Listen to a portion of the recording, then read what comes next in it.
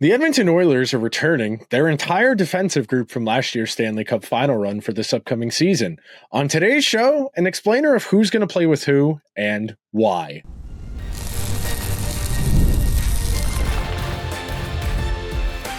You are Locked On Oilers, your daily podcast on the Edmonton Oilers, part of the Locked On Podcast Network, your team every day.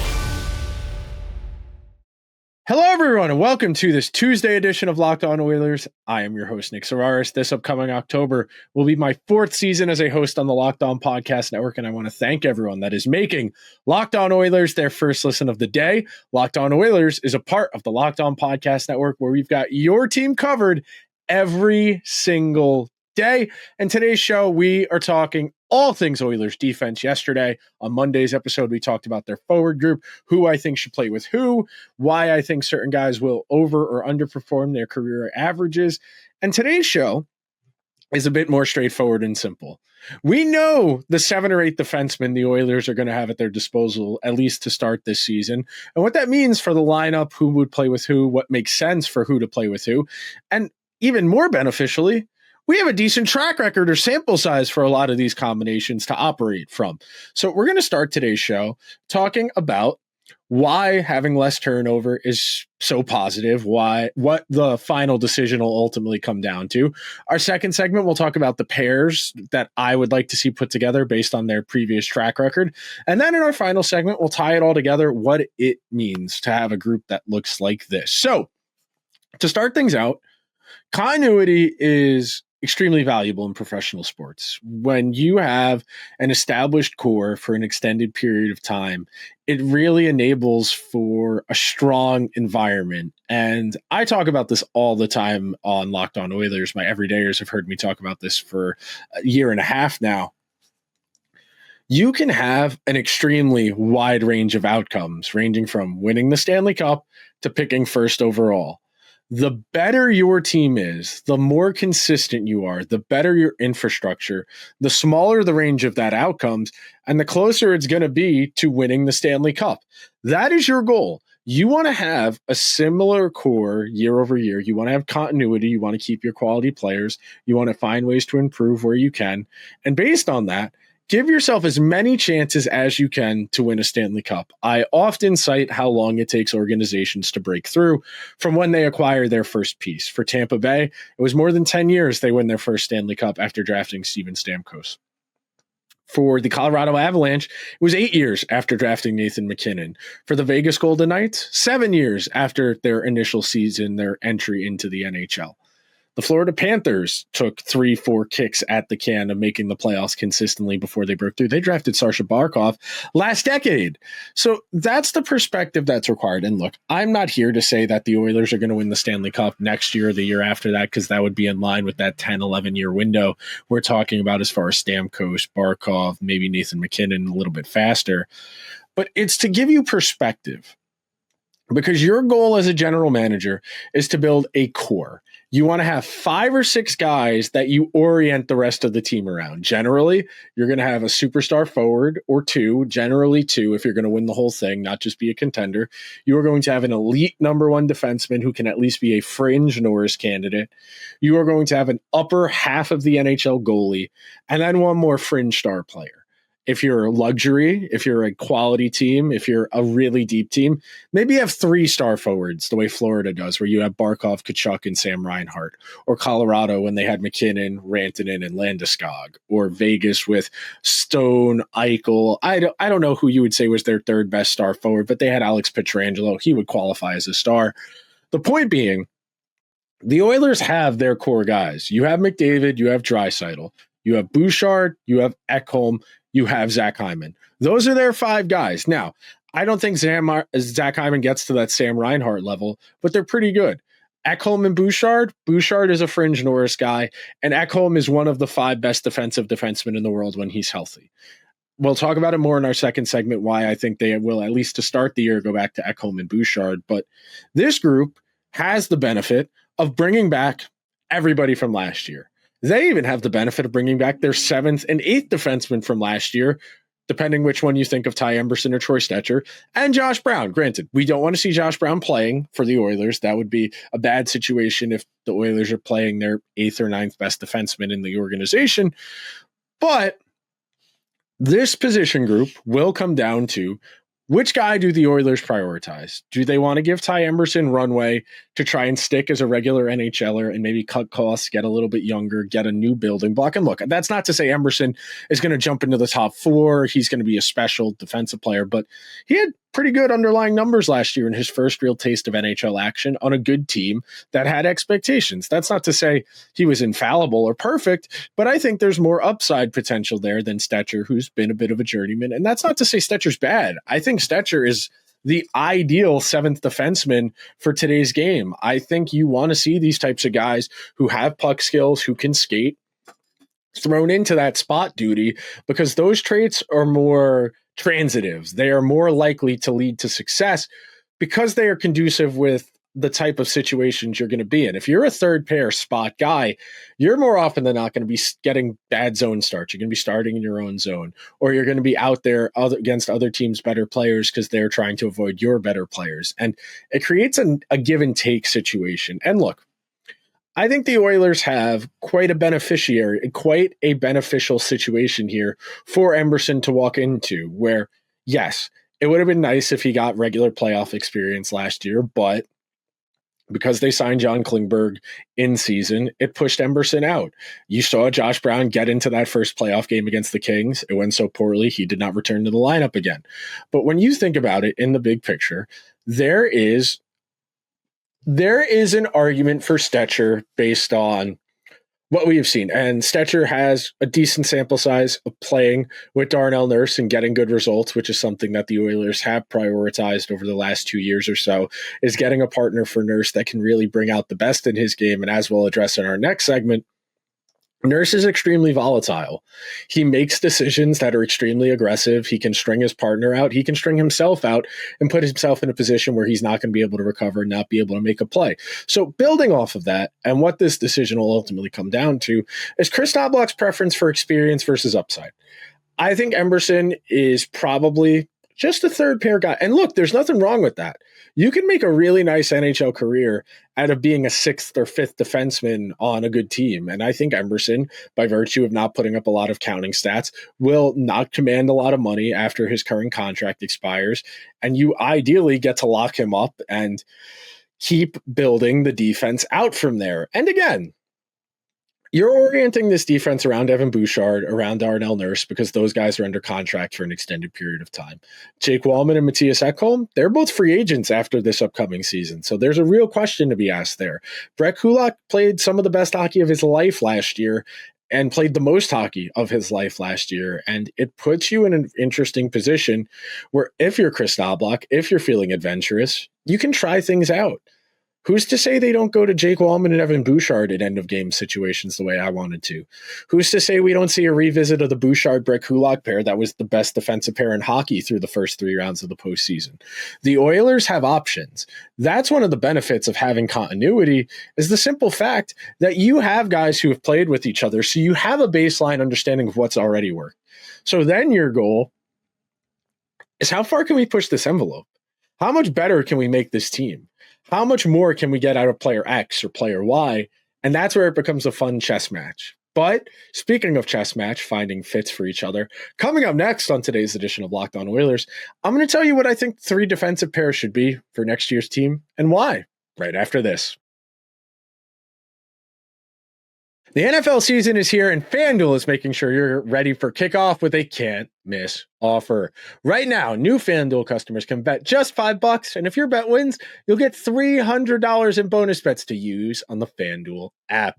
I love using FanDuel because however I want to play, easy. If you want to cook up a same game parlay with your friends for a squad ride, if you want to live bet when there's a crazy change in the game, like Saturday night when A&M came all the way back against Notre Dame. This upcoming week in the NFL, AFC East on Thursday night, Dolphins, Bills. Are the Dolphins already going to be the first 0-3 team? Maybe Mike McDaniel on his way out. A very interesting matchup between the Rams and the Eagles, a rematch of last year's second round playoff game where the Eagles prevailed in the snow. Then a really interesting one on Sunday afternoon, AFC West, Broncos and Chargers. Broncos faltering really badly against the Colts. The Chargers coming off a big win against the Chiefs down in Brazil. And if you are ready to get in on the action, there has never been a better time, because if that first $5 bet wins, you'll win $300 in bonus bets on the FanDuel app. Download the FanDuel app now by visiting FanDuel.com to get started. That's FanDuel.com to place your first $5 bet. Thank you to everyone who is hanging out on this Tuesday edition of Locked On Oilers as we continue our position group previews. Last week, we did our 5 big storylines addressing the season. And I can't believe I'm going to say this, but I think the Oilers' defense is the strength of this team. But at least when it comes to personnel, the defense is the strength of this team. It is significantly more established. It has a lot more continuity.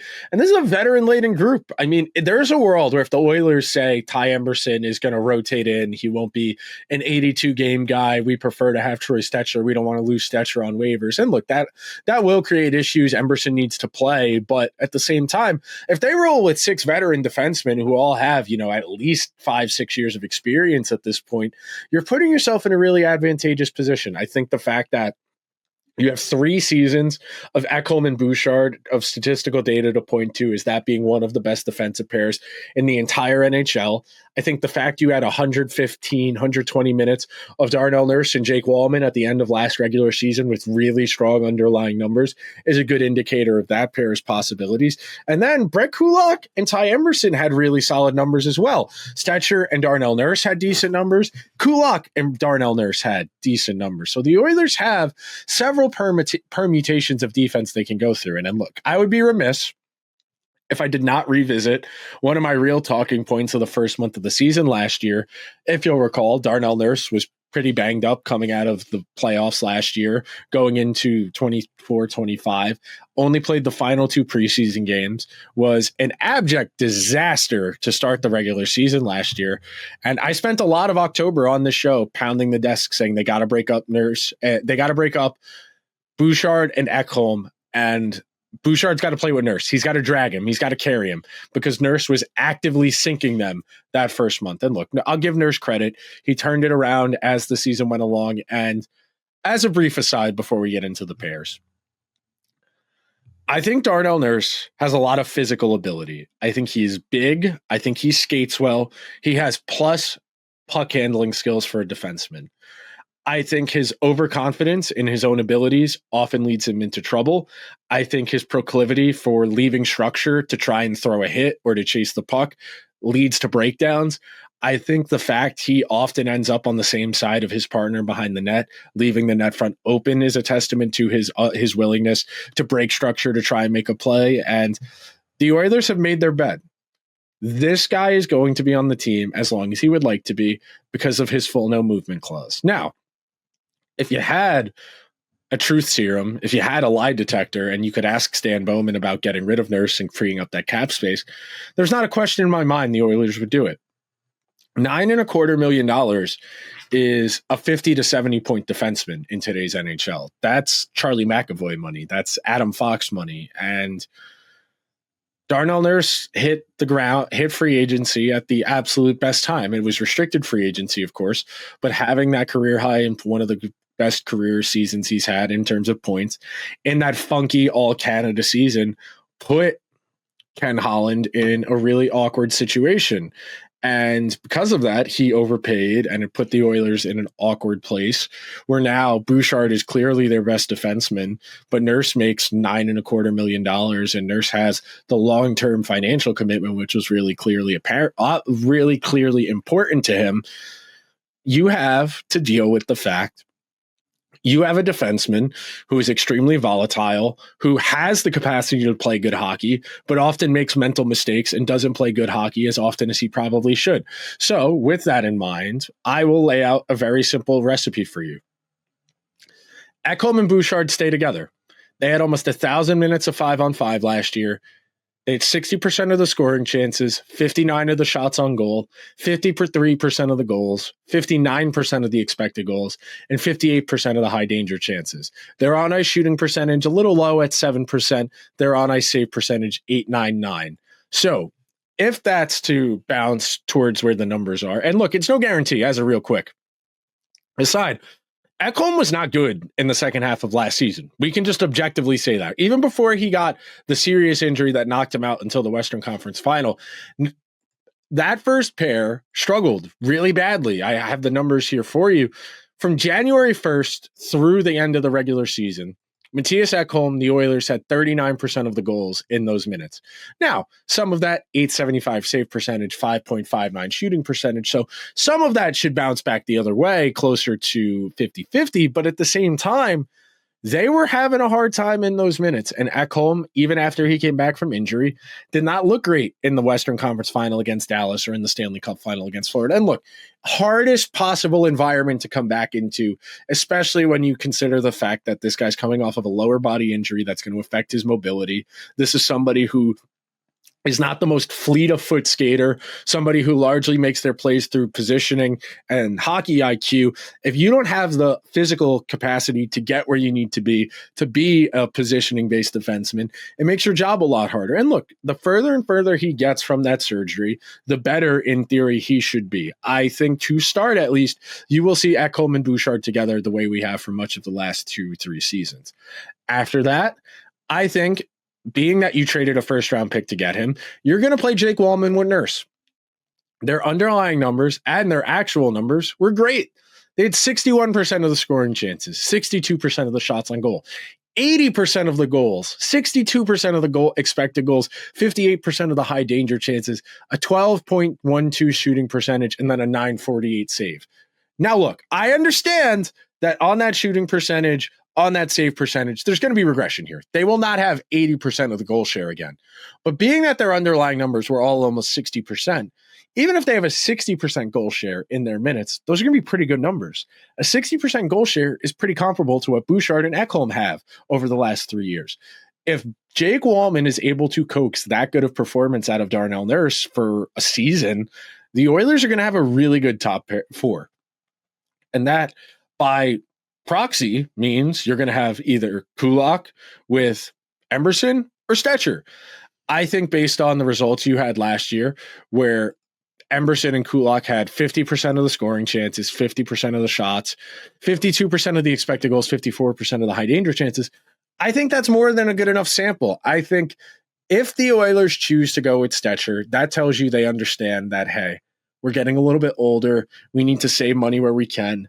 We're willing to take our lumps with this guy as he figures it out, even in his second real season. I know he had like 30 NHL games as a Shark prior to getting to the Oilers last year, but I think if the Oilers want to start transitioning their roster to whatever the next permutation is, I think giving Emberson a serious chance to be a full-time regular, an 80-game player if he's healthy, I think that would bode well for the future. And look, that's not a guarantee. Even if they give him 70, 75 regular season games, that's not a guarantee he's going to develop. It's not a guarantee he's going to play well. But the more opportunities you give a younger player, the better chance they have of succeeding. If it's a rotation, if Stetcher starts out in the lineup and Emberson comes in once or twice, it's a lot harder for a guy to force his way into the lineup if he's on spot start duty. That incentivizes risk-taking. That incentivizes adventurous play to try and stay in the lineup, which isn't something you want for a young guy who's trying to prove his way. We are going to take our second and final break of today's edition of Locked On Oilers. When we come back, I'm going to tell you what it means that the Oilers have a better defense than they do in offense, what that means for their prospects of being a real Stanley Cup contender right after this. Did you just realize your business needed to hire someone like yesterday? You know how you can find amazing candidates fast? Easily with Indeed. When it comes to hiring, Indeed is all you need. Stop struggling to get your job post seen on other sites. Indeed sponsored jobs put your post at the top of the page and help you reach the right candidates faster. We have all been in that spot where our team needs someone like yesterday. The pressure's on, and every day without the right person isn't just a setback to you, it's a setback to your whole team. That's exactly when Indeed sponsored jobs come in handy. They make sure your post is seen by the right candidates right now. And now you can speed up your hiring process with a $75 sponsored job credit. Just go to Indeed.com/lockedon right now and support our show by saying you heard about Indeed on this podcast.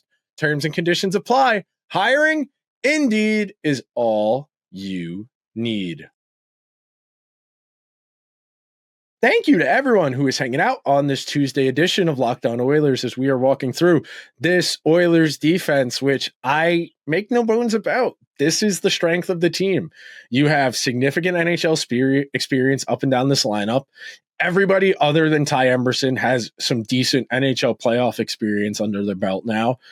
And a veteran-laden group that Kris Knoblauch can lean on. I think the fact that Bouchard and Ekholm are an elite pair gives you a lot of flexibility how you choose to use the other four guys. Or if somebody's struggling, you can have Bouchard or Ekholm babysit them for a week to work out whatever they're going through. It's one of the real luxuries of having depth. And I think something the Oilers have captured on their back end that maybe they haven't as well up front is the skill sets complement each other to some degree. And when it comes to defensive pairs, you ideally want a retriever and a mover. You want one of each on each pair so that the main functions of defense, preventing offense and getting from defense to offense, are present. Bouchard is an elite mover, a world-class puck mover. Mattias Ekholm is a really good puck retriever when he's healthy. He is a really good shot-suppressing defenseman when he's healthy. When it comes to Nurse and Walman, Walman is a great mover of the puck, somebody who I think, frankly, is a little underrated in how well he can move the puck, not just passing, but skating as well. Nurse is somebody who, when he sticks to his plan, what he's supposed to be doing, has all the size and a good enough foot speed that he should be able to win a lot of pucks. He's not going to win them all. He's going to get burned by better guys, faster guys, people who can beat him on the angles because he doesn't have a great crossover step. But I do think Nurse has enough physical ability that he should not be a net liability the way he can be at times. And a lot of it stems from overextending himself, from breaking structure, from trying to throw a hit. Instead of maintaining discipline and following up with what he's supposed to be doing, he's trying to be the hero. And it is a tough place to be when you're Kris Knoblauch, to have an expensive veteran who knows better consistently make the same mistakes over and over again. And it puts you in an awkward position if you're Kris Knoblauch, because you can't really play Brett Kulak the Darnell Nurse minutes. And look, they did it for stretches last year. Kulak and Darnell Nurse had okay results in the regular season. It's not like it was bad. But I think in an ideal world, you play Nurse with Walman, Nurse serving as your retriever, Walman as your mover. And then on your third pair, Emberson as your retriever, Kulak as your mover. I think Kulak has some puck retrieving abilities in his bag. You saw the success he was able to have playing alongside Evan Bouchard the first 2.5 rounds of the playoffs last year. Bouchard and Brett Kulak were one of the best defensive pairs in the postseason last year, up until Mattias Ekholm came back from injury. They were dominating possession. They had great goal splits. And now it comes a question of, what do you want? Do you want to prioritize Emberson's development, or do you want to prioritize Stetcher's floor? Do you want to play Jake Walman with Darnell Nurse? Do you want to play Jake Walman with Brett Kulak? Do you want to play Brett Kulak with Darnell Nurse? Do you want to play Jake Walman with Evan Bouchard in end-of-game situations when you're chasing offense because you know how good of a shot Walman has and how good of a puck mover he is? These are questions that are good questions.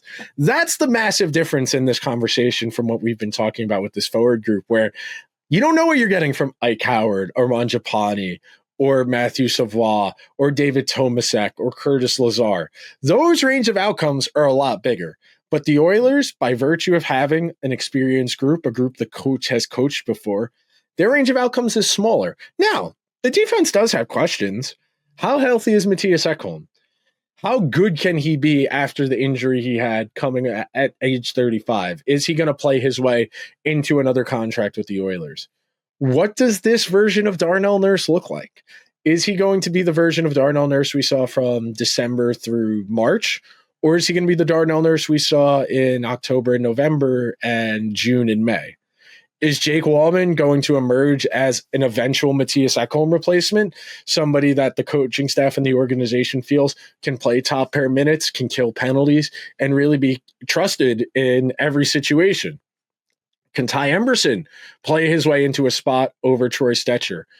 What does Brett Kulak do after playing the most hockey of his life last year? Is he going to have a physical wall? Is he going to struggle after playing so much last year in relation to his previous career usage? These are all valid questions, but these questions are all less variable than what the Oilers could potentially get out of their forward group. I think it's a lot easier to project who's going to play with who on this back end because they have significant track records of playing with each other. And look, real quick, Walman and Nurse, 90, 100 minutes. That's not a huge sample size, but it's enough that I feel it's a foundation. You can build something there. I generally would say 100 minutes is about the pair, is about the minutes requirement for a pair or a line to say, okay, I'm monitoring this, but this is a strong start. And I do think the Oilers, if they are going to get off to a good start, and we talked about this yesterday, and I do think it's not a coincidence they've struggled out of the gate each of the last 2 years, I think their defense has been really bad the first month or so. And look, last year, they knew they needed a defenseman on opening night. We talked about it for 3.5 months up until they traded for Jake Walman and signed John Klingberg. We knew they were a defenseman short. Stecher played. They had signed Travis Dermott to that PTO. Emberson was getting eased in slowly, only playing 10, 11 minutes per night. Oilers double shifting guys to try and make up for the fact they only felt comfortable with 5 guys. But there is something here.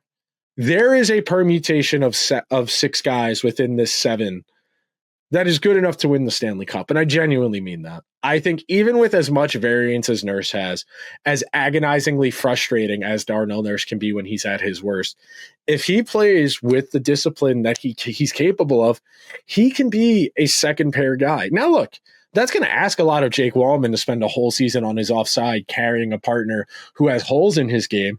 But if Jake Walman is as good as I think he is, he's going to do that and play his way into being the Oilers' first pair left-handed defenseman for the next couple of years of Ekholm-Bouchard's time with the team. And I think for the Oilers to continue pushing the envelope of where the NHL is going, for the skill sets they're going to need to keep up with contenders in the game today, having 2 elite guys at puck moving like Walman and Bouchard on one pair is a little risky, but at the same time, it's going to enable you to tilt the ice even further in their favor when they're out there. And maybe you say, well, we can split up Bouchard and Walman so that way we can have 2 defensemen capable of driving play, by all means.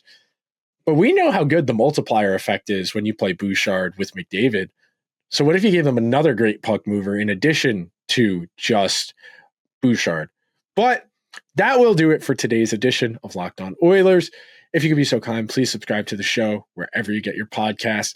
If you're watching over on YouTube, hit that subscribe button, hit that alarm bell, get a notification whenever new content goes live. Tomorrow's show, we will talk more about the goaltending, what I think reasonable expectations are for Pickard, for Skinner, and any potential third goalie they acquire. I will talk to you guys then. Until then, let's go Oilers.